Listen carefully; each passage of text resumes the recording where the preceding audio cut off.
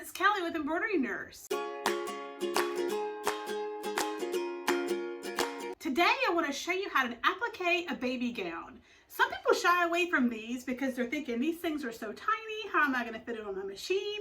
But I want to show you literally from start with using my Embroidery software to finish with product photography how I applique a baby onesie.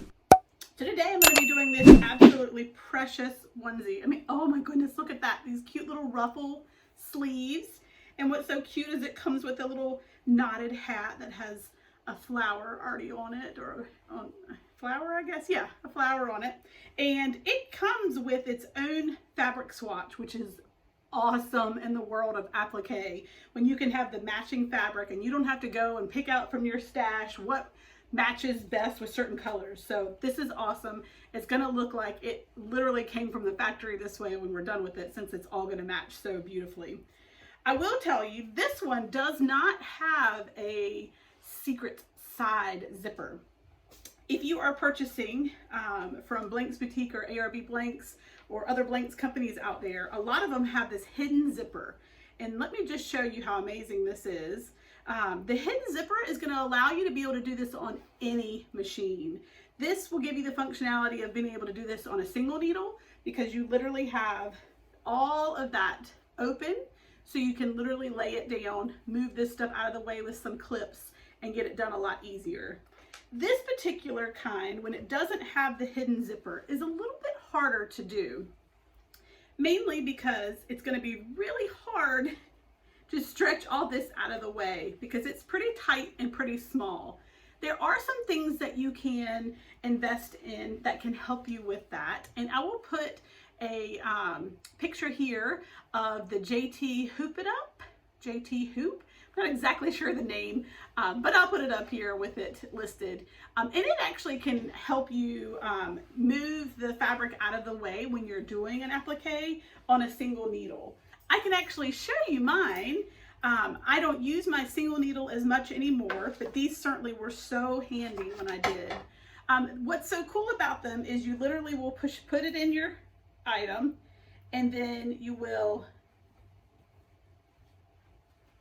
use that to be able to pull all the extra fabric out of the way when you're doing projects, especially the smaller projects. There are two sizes. There is, this is for smaller, like for the gowns, and then this is for the t-shirts and stuff like that. And I would use this for a larger child shirt.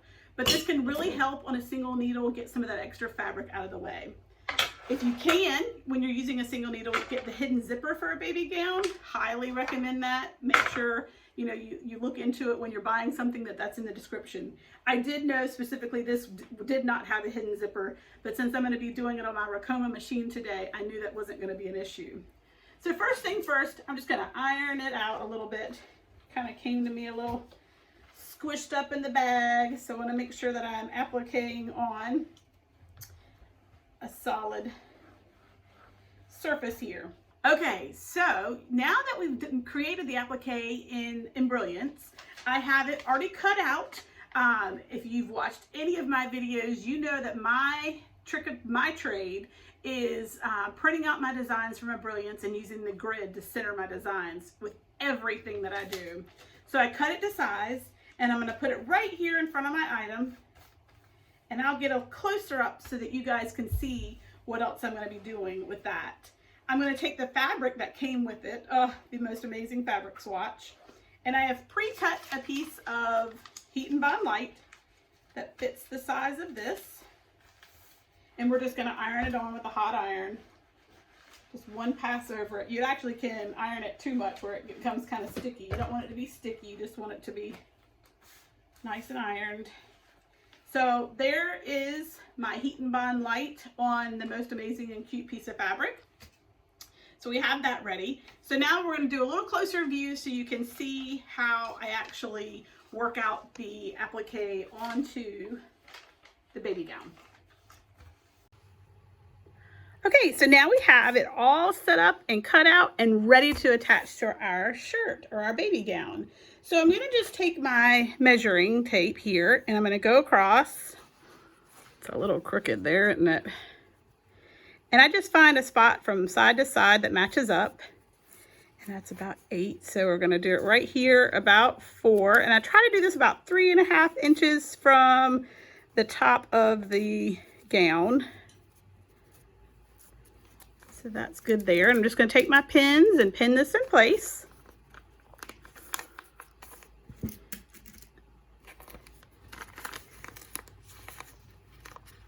And then I'm going to use, what I love about the Ricoma is the round frames. Y'all keep hearing me say this, but at first when it came with round frames, I'm like, what do you do with a round frame? I just hadn't been used to that. But it's allowed me to get into smaller, tighter spaces than, you know, the rectangular or larger size that would be hard to get in a space like this. So this is my D frame, and I'm going to just size that right there. Use my soft and sheer no-show poly mesh. We're just going to cut it to the size of this hoop. I'm going to cut off a little bit of this extra. And then we are literally going to turn this inside out all the way, including the sleeves. And we already have the design pinned in place. So that's going to stay right where it's supposed to be. And then we're just going to lay it flat. Try to get it as flat as we possibly can. And then we're going to take the piece that we've already cut, and we're going to use our spray adhesive. And we're going to place it directly in place here. So you can kind of just see side to side. I can see my where the design is based on the pins. So I have that adhesive with spray adhesive on. We're just going to flip it back the right side. There we go. And now I'm just going to try to flatten that back out. Straighten all that stabilizer out underneath. That gets kind of bunched up when you're flipping it inside out. And then I'm going to take my inner hoop and we're going to slide it inside the gown and make sure we get underneath the stabilizer and that the stabilizer comes to all 4 sides. All right, so now I'm just going to kind of use my eye here to make sure the tag's out of the way. You don't want to hoop the tag. I've done that before and stitched right through it. Didn't really matter. I mean, no one's really looking for the tags. Okay, so I want to make sure that I can kind of center it pretty good. So that looks good, so the edges won't be an issue. And when we're using the Ricoma frame, you have to make sure that you have the part with the notch going towards the machine. So nothing is more annoying to me is when I have it hooped perfectly and then I get to the machine and realize I don't have it the right way. My other machines, you can do it either way, so you don't have to worry about that. So I'm going to use this little notch here and this little notch here, and I'm going to try to line it up with my grid here. There we go. And then I like to just flip it back and find our little tightener here, and then just get it as tight as I can. When you're dealing with a small item like this, it can pull and tug a little bit more than larger items, so you don't want it to pull and tug it right off of the hoop while it's working on a project. That would be a big no-go. So here you go. You can see everything is as it should be. This is the piece of fabric that we're going to use. So we're going to go and take it to the machine, and I'll show you that in action. Okay, so we want to get this onto the machine, so we're going to go and find our files. So we're hitting file, and I want to find the initials that I've already preloaded on the DST file, EPR. So we're going to look for that. Just kind of go through my list here until I see it. Should probably clear off some of these so I'm not going through so many every time, but let's see, there we go, EPR. And there I can confirm that that's the exact one that I need. So we're going to save it to the machine. And now we're going to pull up the machine, and there it is right there, so we can grab it. EPR, just like we had made it. So I want to go to the design set and just make sure everything, this is the D frame, so that's good. So we know that when I'm centering it, it's centering it on the correct one, and that will show you by the circle here in green. I always like to change it to the first needle because that's what I'm going to use to center my design. And interestingly, with Ricomas, when we're working with applique, we actually have to give it every single color stop, and it's a blind screen when you're doing that. The project I'm working on today, everything is the exact same color, so that makes it really easy. If you were doing applique with lots of different colors, which a lot of applique work is, then you will actually have to print out the color sheet. And in Embroiderynurse, it gives you that. I don't ever print that generally with my other machines, but when I do applique on the Ricoma, I have to print out that sheet as well. So for this project, all of the applique stitching is going to be in hot pink. So that, if I look up here, if you look up here, that's on my second needle. So I'm literally just going to come back down here, and I will continually hitting the second needle, two, two, two, until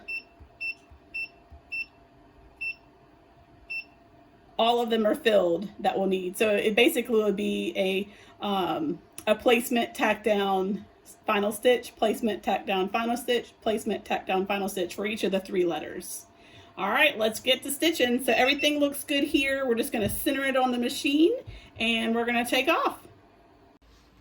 All right, so we're gonna slide it on the machine, and again, we have to use that little notch right there to make sure that we're putting it on the right way. And you just wanna be really careful to clear it. Make sure that you get everything underneath out of the way. You just always do kind of a hand swipe underneath both ways. Okay, so we've already told it exactly what we're going to be monogramming, and we told it that we want to put it on the first needle. So I have the first needle that I'm going to pull down over that design, and I'm going to use that to center with my grid. So make sure I go the right way. So you can see I'm just slowly moving it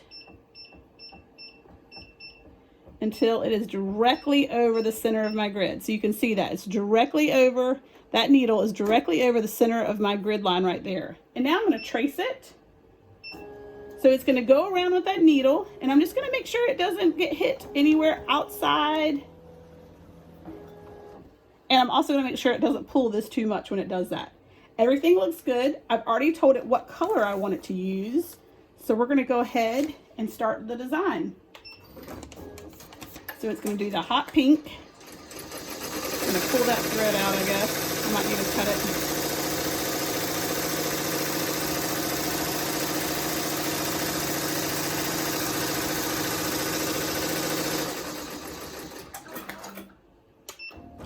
Okay, so it did the placement stitch, and it did leave me a little extra tail there, so we're just going to cut that off.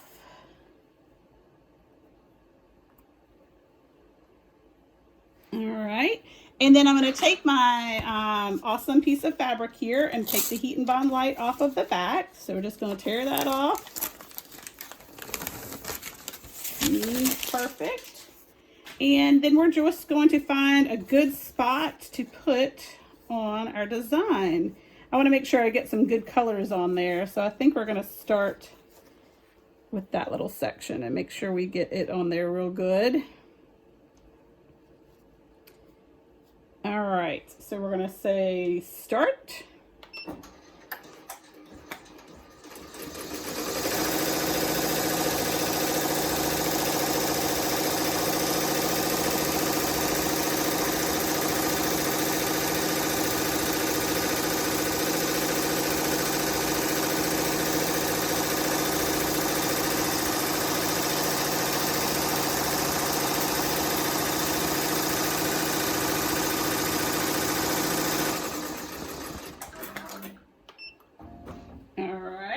So now I'm going to cut along the placement stitch here. And I want to save as much of this thread, or I'm sorry, of this fabric that I can. So I'm going to go cut that out and we'll put it back on the machine. Okay, so you'll see that we cut it out very nicely, and what I use to cut are my Fiskars micro tip. They're so nice and sharp. I just love using those. All right, so we're putting it back on. Again, making sure it clears well. And then we're just going to hit start. It's going to do the final stitch for that letter. And then we're going to do it 2 more times for the other letters.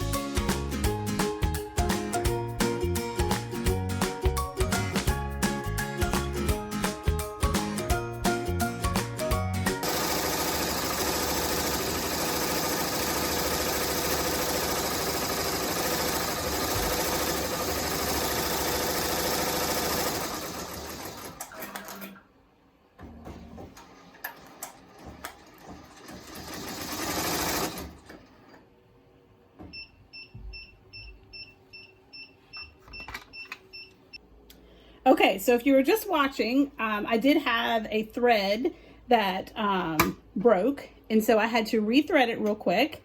And what you can do now, in case this ever happens to you as well, is come back up to your panel here, and then we're just going to reverse. So reversing is just literally by hitting the stop sign. So we're going to reverse, and you'll see that it's kind of going backwards like a machine will do. And then what you can see on here is in black is you see how far it's reversing to. So I'm going to go back to where I feel like the thread kind of got a little wonky. Basically, I can see right here where it looks like on my design that the thread started shredding a bit. So I went ahead and went all the way back that far, and we're going to stitch it. And so we're just going to tell it to start again.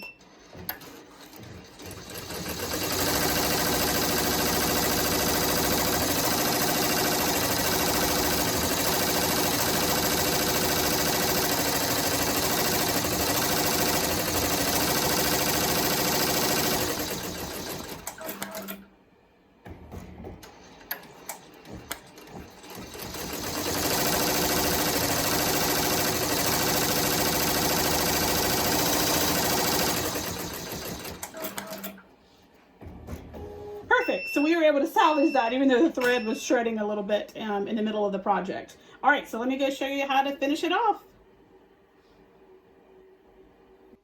Okay, so we can take it off the machine. And it is so cute. Oh my goodness, so cute.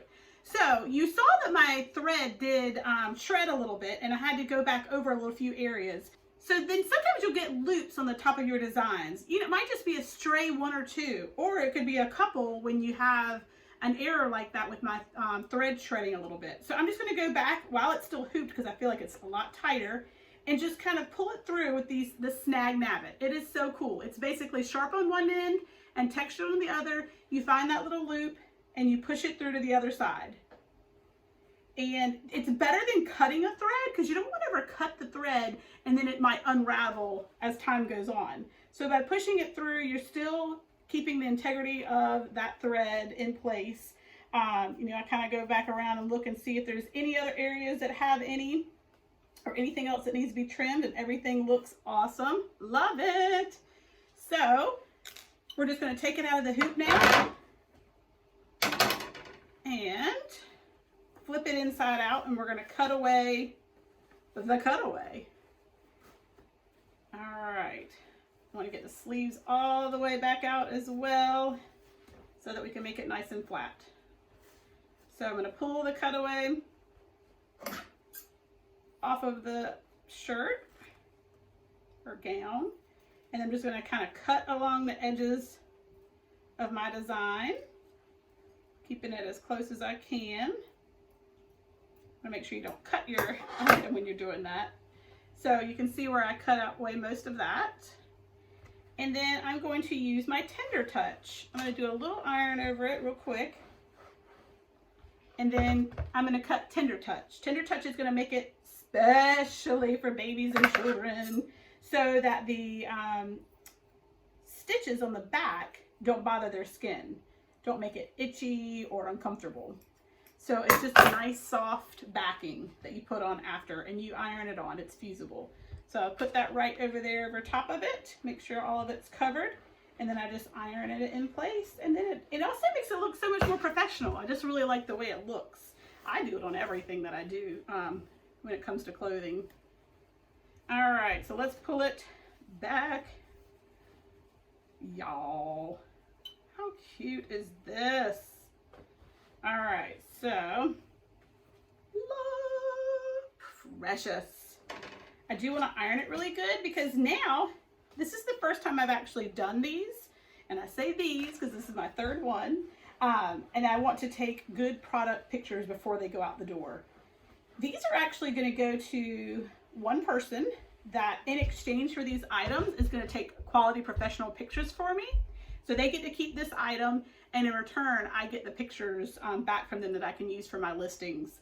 I don't do this for a lot of things, but sometimes when it's baby related, it's better to actually see it on a baby than it is for a flat lay. So when I do a new baby item, I try to reach out and find someone that, you know, can do those pictures in real life with a baby wearing it. So let me show you again the others that I have done. Let me get my iron out of the way. Okay, so let me show you how I do actually take some of these flat lay pictures. I have a vinyl backdrop that I use for everything, and then I can just roll out when it's time to take my pictures. Flatten it out. I try to keep it nice and rolled up and clean so nothing else gets on the items when I'm photographing them. And let me show you what we've done today. Okay, so let me show you what I've already done today. Look, get ready for my baby doll. Oh my goodness. So look, the first one that I did was this leopard print. Oh my goodness. So I'm going to take a few pictures with the baby doll. Now sometimes pictures with baby dolls scare me when I see them on Etsy or any product photos, but I figured at least I can have that as a view, and I can go ahead and list this before I get the in real life pictures back. So how sweet is that? How cute is that little hat there? And then I think I just dropped the other one. This was the other style. It's like a blue floral. How cute. Its little hat is the same material. So sweet. And then the one we just did, which was more of the teal, has that little hat. How cute are these? You can also offer these when you're trying to get a new product to your Facebook group if you have one of those, or a relative or somebody in your neighborhood that you could do a sample for. But these are super sweet, and I'm excited to start offering these. So basically what I'll do is I'm going to take a picture individually of each one. So for instance, I'll take a picture of just this item, and the hat comes with it, so that will be in the picture. This picture by itself, just this item, because I will sell this as a separate listing. Then I'll do a picture of just the navy one. Then I'll do a picture of just the black one, all flat lay.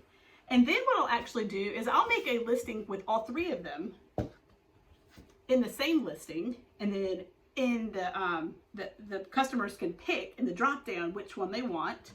So I like to have individual listings, and then I like to have a group listing and just kind of see. You can sell them both. So without the baby there, I will do all three, and I'll take that picture, and then each one will have a turn on my sweet little baby here. And I bought this. I actually went to a consignment sale, and I looked for a specific size. So if you look around when your babies were born, or your friends have had babies, or anybody that you know, and you look at their length is generally between 19 and 22 inches. That's an average baby, and this is coming from a mother baby nurse. So I literally took my tape measure with this goal in mind, and I went and found a baby that was the length of an average brand newborn. So I literally from head to toe measured the little baby dolls because they come in so many different sizes, and I wanted to make sure that it looked realistic to the items that I was going to sell for newborns. All right. If you guys found value in this, please like this video, share it with your friends, and I would love you to subscribe and hit that notification button. That way you can see all the new videos as they come out. I'm gonna bring this sweet baby up close so y'all can see. Hope this helped. Hope you'll have fun stitching. Hope you'll have a great day.